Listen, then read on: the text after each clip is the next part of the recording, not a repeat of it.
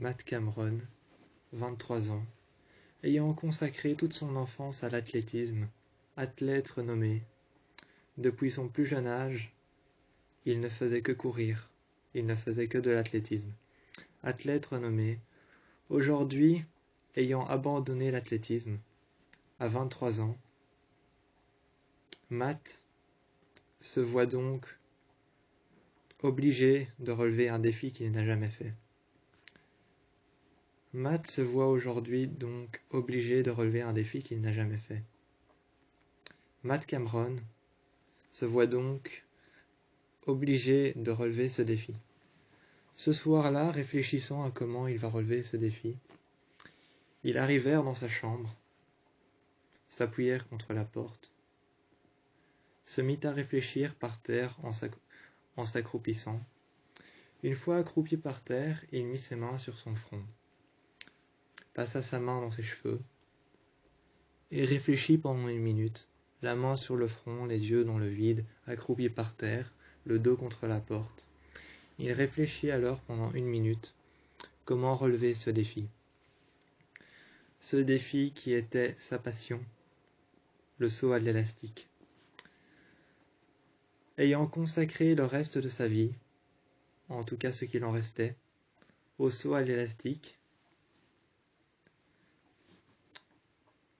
ayant maintenant appartenu à une grande confédération de pratiquants de saut à l'élastique, cette confédération de saut à l'élastique organisèrent un défi à relever sur lequel une somme d'argent était à gagner.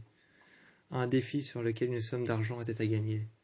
Une somme était en retrait, était pour le moment gardée dans un coffre-fort à la banque. Elle était en retrait, mais elle était mise en jeu. Plusieurs professionnels de saut à l'athlétisme s'étaient entraînés pendant des années. Matt Cameron, lui, s'était entraîné pendant des années à l'athlétisme.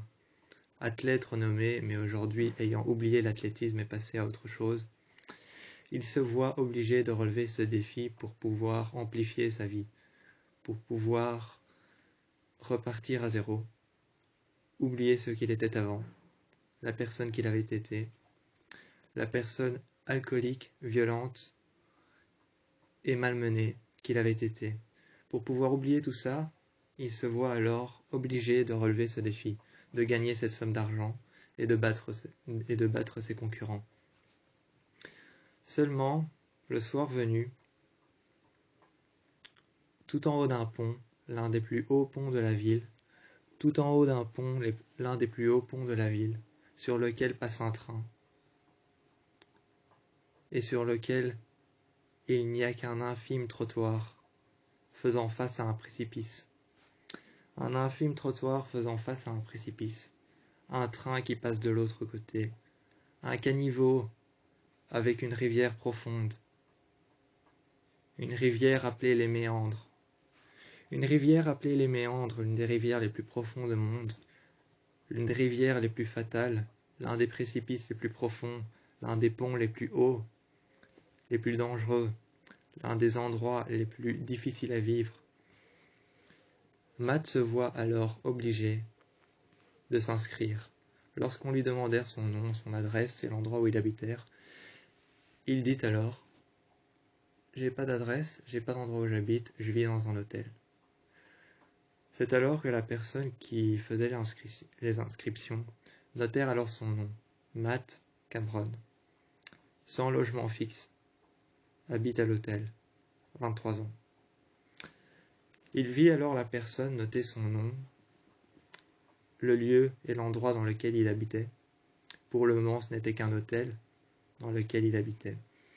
Il vit alors la personne noter Matt Cameron, 23 ans, habite dans un hôtel.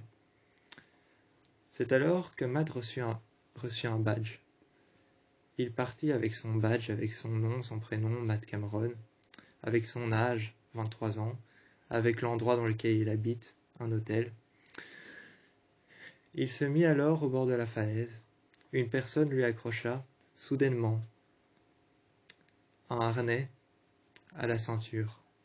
On lui passa d'abord une ceinture de sécurité, ensuite on lui accrocha un harnais, et c'est un harnais qu'on accrocha à un second harnais de sécurité.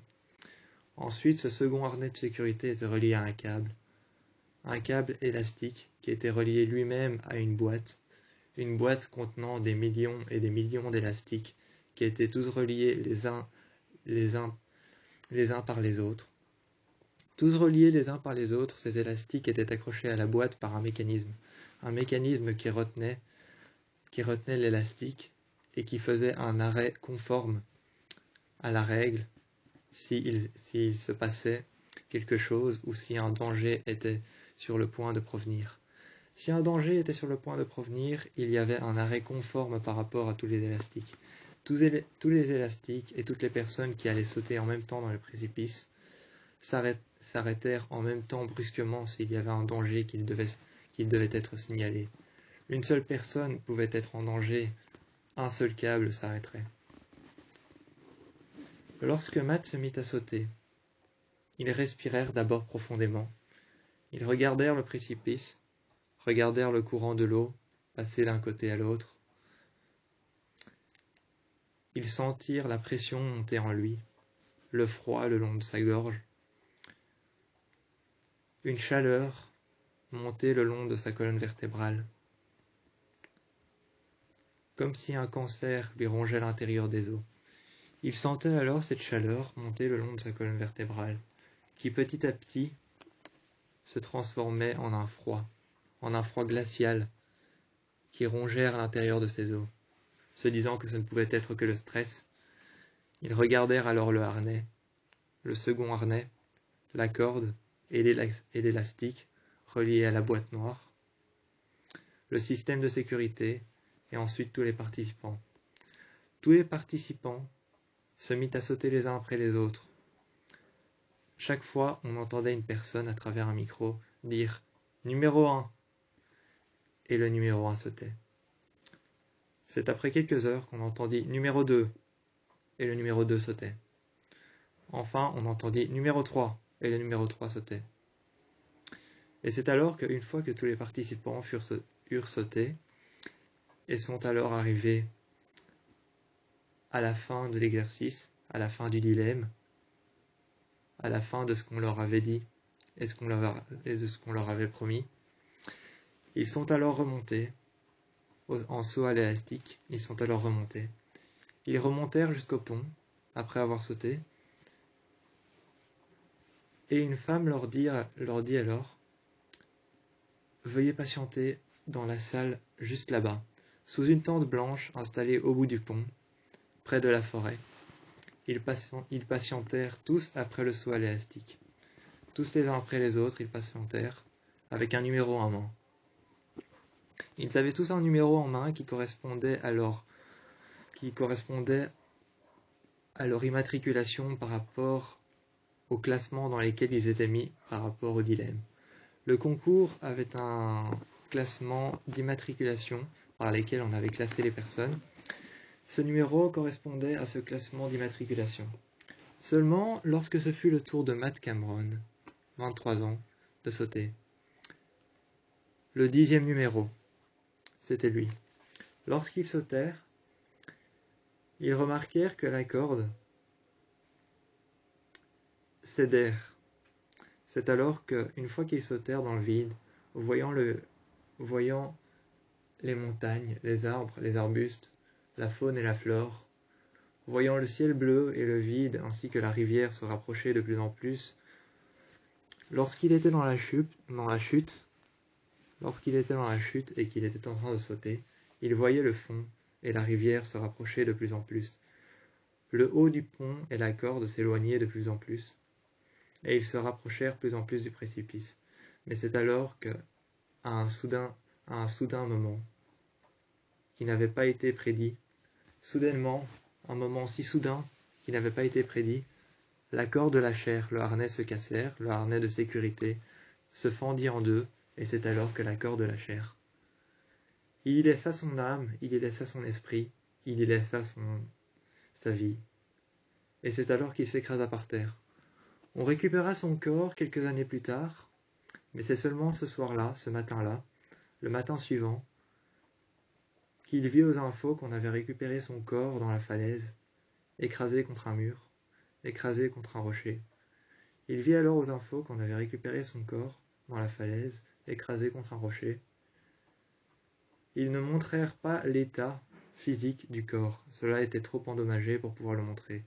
Cela risquait de choquer ou d'avoir un impact sur certaines personnes ayant une mentalité physique assez complexe. C'est alors qu'ils ne montrèrent pas le corps pour certaines personnes ayant une mentalité physique assez difficile par rapport aux images qu'ils peuvent voir. Cela pouvait choquer certains spectateurs, certaines personnes à travers le monde.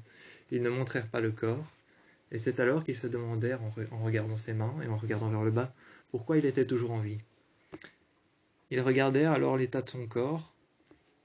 Ils partirent dans la salle de bain, fermèrent la porte, se déshabillèrent. Ils regardèrent son buste, aucune égratignure. Ils regardèrent alors ses pectoraux, aucune égratignure, aucune cicatrice, aucune trace de sang, aucune lacération. Ils regardèrent alors ses bras. Ils regardèrent ses jambes, son corps tout entier. Rien. Il était comme il était au début sur le pont. Comme s'il venait d'arriver. Rien. Pas de cicatrice, pas de lacération, pas de sang, pas d'échymose. Rien. Aucune trace qui aurait pu laisser un anévrisme. Aucune trace qui aurait pu laisser un bleu, une bosse, ou alors encore une cicatrice, ou une trace de sang. Ils se regardèrent dans la glace quelques instants, regardèrent ses bras, regardèrent son torse, regardèrent son buste, regardèrent ses jambes, tout son corps. Et c'est alors qu'il se demanda comment c'était possible de voir son propre cadavre à la télé, retrouvé dans une falaise, écrasé, caché par un linceul, emporté par les urgences. Et que lui soit juste en face de cette télé, face à son propre corps, sa propre dépouille, à laquelle il ne laissait aucune importance. Mais il ne comprenait pas pourquoi il était toujours en vie. Seulement, il allait très bientôt le comprendre et le découvrir. Le soir venu, lorsqu'il s'endormit, il se réveilla le lendemain matin, avec un monde qui fonctionnait totalement à l'envers. Un monde qui fonctionnait totalement à l'opposé de ce qu'il pensait. Un monde qui n'était pas celui qu'il pensait être. Il se réveillait le matin, les personnes qui allaient vers le sud allaient vers le nord, les personnes qui allaient vers le nord allaient vers le sud, les personnes qui allaient vers l'ouest allaient vers l'est, les personnes qui allaient vers l'est allaient vers l'ouest. Tout était à l'envers. Les personnes les plus gentilles qu'il pouvait rencontrer étaient les personnes les plus méchantes. Les personnes les plus méchantes qu'il avait pu rencontrer dans sa vie étaient devenues gentilles. Les personnes qui étaient entre deux étaient restées comme elles étaient. Cependant, tous ses amis qu'il connaissait avant, qu'il voyait dans la rue, qu'il rejoignait à un bar pour parler de ses exploits d'athlétisme et de saut à l'élastique, de ses limites, de ses défis qu'il voulait toujours défier, de ces personnes qu'il défiait et de ces défis qu'il faisait, des limites qu'il voulait dépasser, de son athlétisme, de son sport préféré, du saut à l'élastique.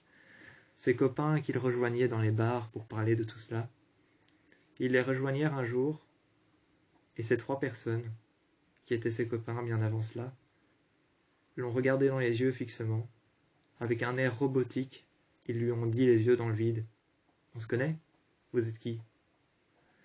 C'est alors qu'il ne sut pas répondre pendant un instant. Il ne sut pas répondre, voyant ses propres amis d'un air robotique, les yeux dans le vide, lui dire: « Vous êtes qui? On se connaît ?» Assis à une table, il essaya de les convaincre pendant un instant qu'il était bel et bien leur ami, qu'il les connaissait. Mais seulement, cela tourna à la panique et à la violence lorsqu'il essaya de les convaincre avec des arguments justes qu'il connaissait leur vie et une partie de leur existence. Cela effraya les personnes, ses copains, ses anciens copains.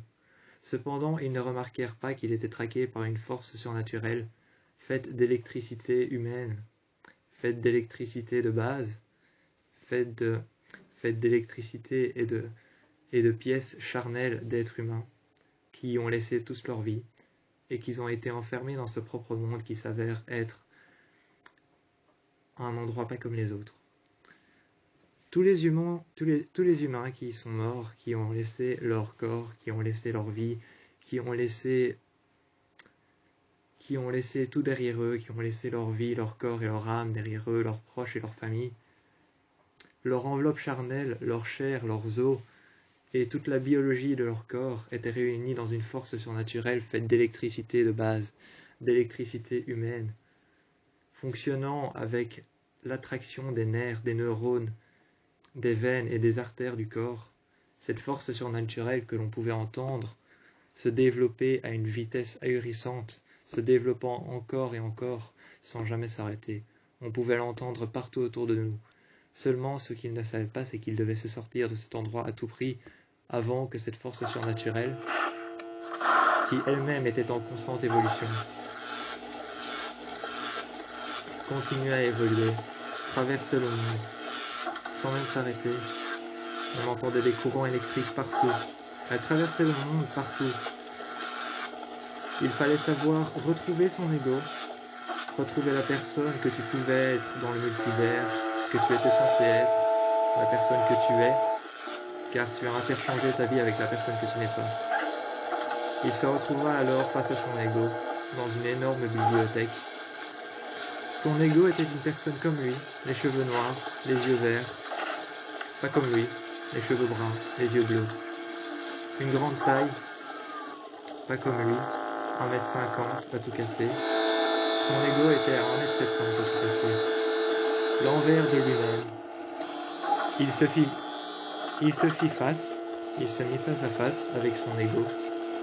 1m60 à tout casser pour lui, 1m70 pour son ego, les cheveux noirs pour son ego, les cheveux bruns pour lui, des yeux verts pour son ego, des yeux bleus pour lui. Il était face à la personne qu'il n'était pas, mais il voulait redevenir la personne qu'il était. La seule manière de pouvoir redevenir la personne qu'il était de convaincre son ego de sauter avec lui à l'endroit même où il a sauté dans le multivers. Cela ferait un impact à l'endroit même où il est mort, avec son ego. Ils intervertiraient leurs deux vies et retrouveraient sa vie d'avant. Ce courant électrique disparaissait, petit à petit. Mais il avait une influence sur le fait que ce courant électrique pouvait tout aussi bien devenir inifugène. Il était inifugène, ce courant électrique. Il n'avait aucun impact sur la personne qu'il n'était pas. Son ego n'avait aucun impact par rapport au courant électrique. Ce courant électrique inifugène, s'il ne trouvait pas vite la solution, risquait bientôt de mettre à néant l'humanité dans laquelle il se trouve. Ce courant électrique qui traversait l'entièreté du multivers risquait bientôt de mettre à néant l'entièreté de l'humanité dans laquelle il se trouvait, la réelle humanité dans laquelle il se trouvait, dans laquelle il était lui-même, et de brûler le multivers avant qu'il n'en sorte. S'il ne trouvait pas le moyen de brûler le multivers avant qu'il n'en sorte indemne, avant de sauter avec son ego par-delà la falaise sans corde afin de récupérer son corps, son enveloppe charnelle, s'il ne trouvait pas le moyen de sauter avec lui, de trouver un moyen de récupérer son ego, sa vie d'avant, son enveloppe charnelle et l'endroit dans lequel il habitait, cette force maléfique, cette force surnaturelle, faite d'enveloppes charnelles, d'os, de chair et de sang, d'électricité, de courant, allait bientôt mettre fin à l'existence qu'il a connue, mettre fin au monde qu'il a connu, et brûler l'endroit dans lequel il se trouve actuellement. Ce courant électrique s'accentuait chaque jour. Ce courant électrique s'accentuait chaque jour, augmentait chaque jour. Il risquait bien d'exploser à tout moment. Telle une force surnaturelle, il risquait bien d'exploser à tout moment. Seulement, ne trouvant pas de moyen de sauter et de convaincre son ego de sauter avec lui dans une falaise, ils ne trouvèrent pas de moyen. Il laissa la vie, une nouvelle fois, et rejoignirent sa vie d'avant. Il y laissa la vie une nouvelle fois à travers un saut qui lui coûta la vie, lui et son ego. À travers le saut, au moment de l'impact, ils interchangèrent leur vie. Cette force surnaturelle explosa à l'intérieur du multivers. Le multivers disparut, et c'est à l'intérieur du multivers qu'ils trouvèrent la paix, car son ego était emprisonné, brûlé vif, mais lui en était sorti inifugène, non brûlé, et avait retrouvé sa vie d'avant. dans l'endroit dans lequel il avait vécu, dans lequel il avait sauté et dans lequel ils étaient morts. Mais il en était bien vivant.